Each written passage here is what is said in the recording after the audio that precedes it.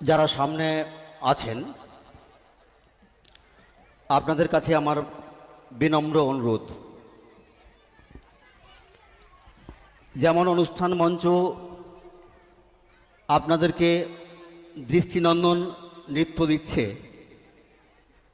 আমার মনে হয় কিছু কথা শোনারও প্রয়োজন আছে। যদি আপনারা মনে করেন যে কথা শুনবেন না, তাহলে আমি চলে যাব। আমি সারাদিন এটা ভালো করেই মানি, পৃথিবীতে বড় হতে হলে সবচেয়ে প্রথম শ্রোতা হতে হয়। যে সমস্ত মায়েরা আপনাদের ছেলেদেরকে কোলে নিয়ে বসে আছেন, যদি আপনি ভাবেন আপনার ছেলেকে অনেক বড় করবেন, তাহলে সর্বপ্রথম শেখাতে হবে বড় শ্রোতা হওয়ার জন্যে। আমি একটা সরকারি স্কুলের শিক্ষক। আমার শুরু হয়েছিল আপনাদের থেকেও অনেক নিচু আর্থিক অবস্থা নিয়ে। আমার বাবা লোকের বাড়িতে গরু চড়াতেন, যেটা অহংকার করে আমি বলছি। আমার বাবার স্বপ্ন ছিল ছেলে মেয়েদেরকে মানুষ করবেন। আমরা ভাই বোন 4 জন শিক্ষক হয়েছি, আমি হেডমাস্টারমশাই হয়েছি। যারা ঢোল বাজাচ্ছে হয়তো পরে তোমাদের নৃত্য আছে, আমি বারবার বলেছি, অসুবিধা হলে আমি চলে যাব।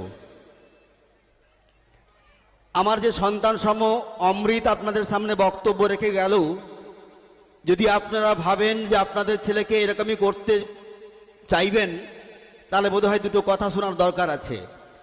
যে ছেলেটি এখনই বক্তব্য রেখে গেল, আমার দুর্বাচুরের ছেলে, one of the most talented student. জিওগ্রাফিতে ওর সমসাময়িক সমমানের টিচার পাওয়া খুব মুশকিল আছে। বললে আপনারা হয়তো জানি না কতটা গর্বিত হবেন। ওর বাবা সামান্য একটা ছুতোর মিস্ত্রি, কিন্তু স্বপ্নটা ছিল তার ছেলে মেয়েদেরকে মানুষ করাবে। তার বাবার মানে ওর ভাই বোন 3 জনই শিক্ষক। শুধু শিক্ষক নয়, অমৃতের হাতের কাজ দেখলে আর হাতে লেখা দেখলে আপনারা অবাক হয়ে যাবেন। ভাগ্যিস একই মঞ্চ শেয়ার করার সুযোগ পেলাম, বিশেষ কারণবশত। তাহলে বলুন, আজকে আমি তো এসেছি, আমার খুব ভয় লাগছে, যেহেতু আপনাদের লাইভ টেলিকাস্ট হচ্ছে। আমি এবং আমার সন্তান সম অমৃত বিচারক ছিলাম।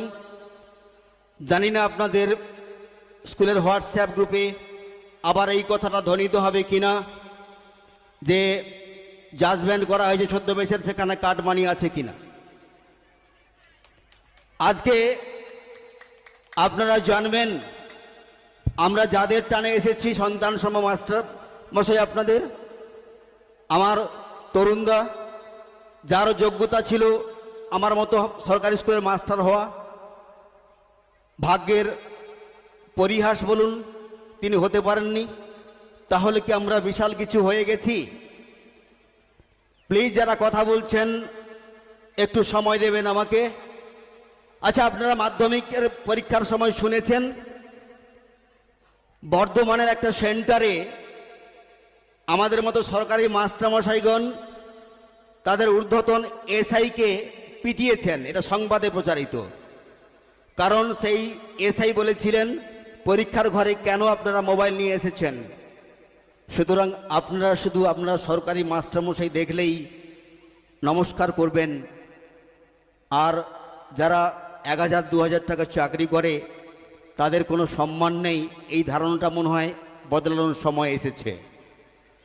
আজকে যে রেজাল্টটা তরুণদা আপনাদের সামনে উপস্থাপিত করলো, আমার সন্তান সম অমৃত এরকম বহু পরীক্ষা অর্গানাইজ করে, সেও অবাক হয়ে গেছে একটা স্কুলে এতগুলো ট্যালেন্ট হান্ট পরীক্ষা হয়েছে।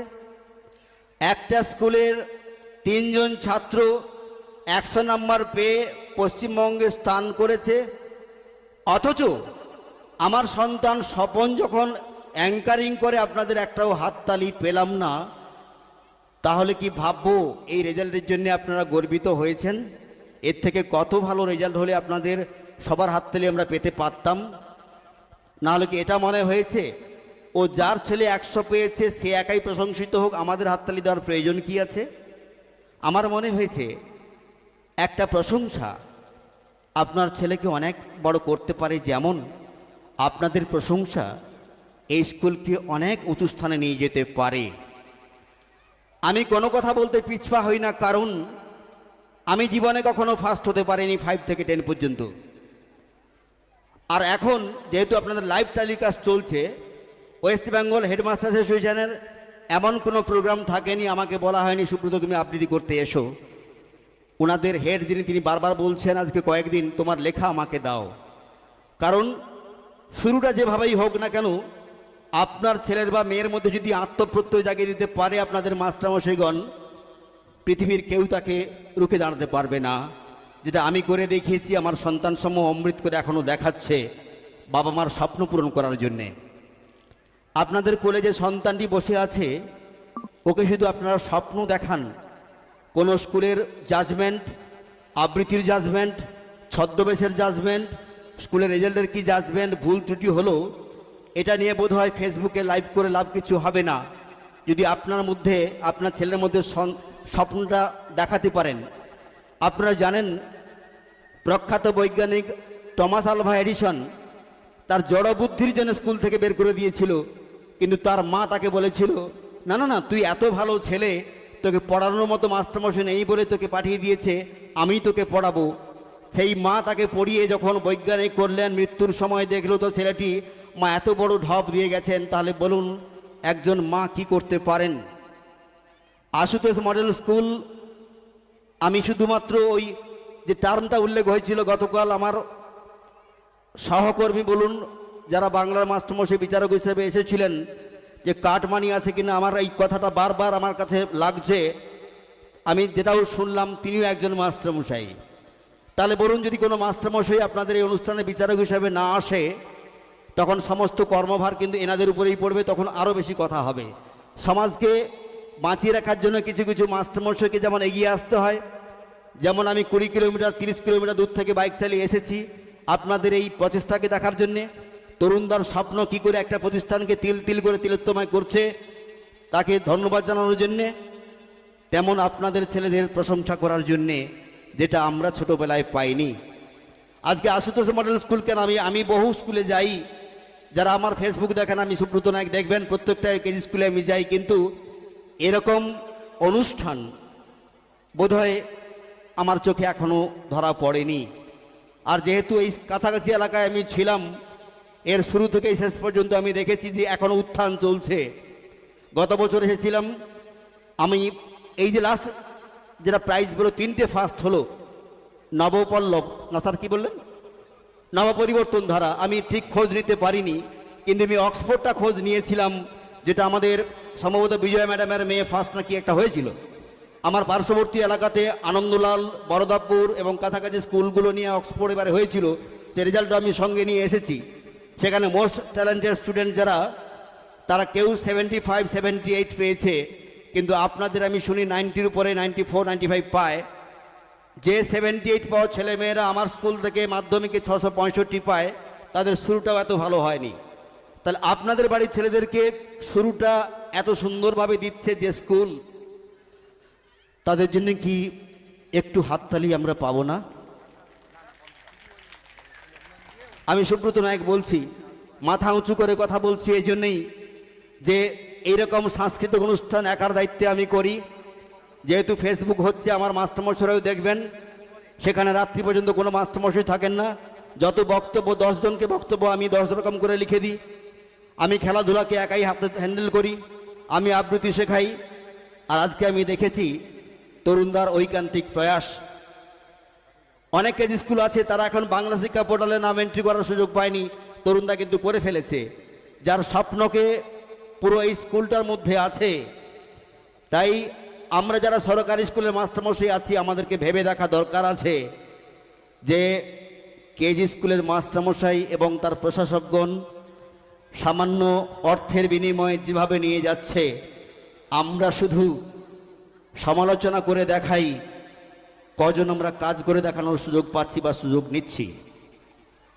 আমি আপনাদের বিরক্ত করব না, শুধু বলছি আমার 54 বছর বয়সে যে তরুণদার টিম যেভাবে কাজ করছে, বোধহয় এটা অনেক দরিদ্র গার্ডিয়ানদের পক্ষে সৌভাগ্য যে এত কম পয়সায় বাড়ির কাছাকাছি একটা স্কুল পেয়েছেন। কারণ আমাদের কাছে খবর আছে আমাদের মাস্টারমশাইরাও তাদের ছেলেমেয়েদেরকে বেসরকারি স্কুলে পড়ান, সেখানে যে আর্থিক এটা ঘাটতির প্রয়োজন হয়।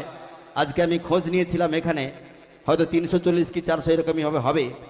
তা সত্ত্বেও এত অনুষ্ঠান, এত কিছু, এবং প্রত্যেকটা ছেলেকে ছদ্মবেশে নামানো আমি দেখলাম 35 জন, গত বছর আবৃত্তি দেখেছিলাম 150 জন। তো এরকমইভাবে প্রত্যেকটা ছেলেকে মঞ্চে উপস্থাপিত করার যে প্রয়াস বোধহয় খুব কম স্কুলে আছে। জানি না আজকের এই লাইভের পরে আবার কোনো কথা ধেয়ে আসবে কিনা, বাট আই ডোন্ট বোদার। আমি জানি এই এলাকায় অনেক আমার সন্তান আছেন, তাদের ছেলে মেয়েকে নিয়ে এসেছেন। যেহেতু পার্শ্ববর্তী স্কুলে আমি 12 বছর চাকরি করেছি, মানুষজন আমাকে চেনেন, আর বিশেষ করে ফেসবুকের দৌলতে বহু মানুষ আমাকে ফলো করেন। তাই তাদের জন্যই বলছি, যারা আশুতোষ মডেলের সঙ্গে যুক্ত আছেন অভিভাবক হিসেবে, ছাত্রছাত্রী হিসেবে, তাদেরকেই বলবো আপনারা ভুল চয়েস করেননি। তবে তরুণদের পাশে দাঁড়ান, যে এতগুলো ট্যালেন্ট পরীক্ষায় ছেলে মেয়েদেরকে নিয়ে যেতে পারছে, হয়তো আগামী দিনে আরও বড় কিছু অপেক্ষা করছে। আপনাদের সবার স্বপ্ন পূরণ করুন তরুণদা, সেই প্রত্যাশায় থাকবো। তবে আগামী বছরগুলোতে হয়তো আমাকে বিরতি দিলে ভালো থাকবো, কারণ আমি এত রকমভাবে আর চাপ নিতে পারি না। যদি আমার প্রাক্তন ছাত্ররা কোনো কিছু কুমন্তব্য করে একটু কষ্ট হবে। সবাই ভালো থাকুন, নমস্কার। আবার যদি বেঁচে থাকি দেখা হবে। শ্রদ্ধেয় সভাপতি মহাশয়কে অসংখ্য অসংখ্য ধন্যবাদ।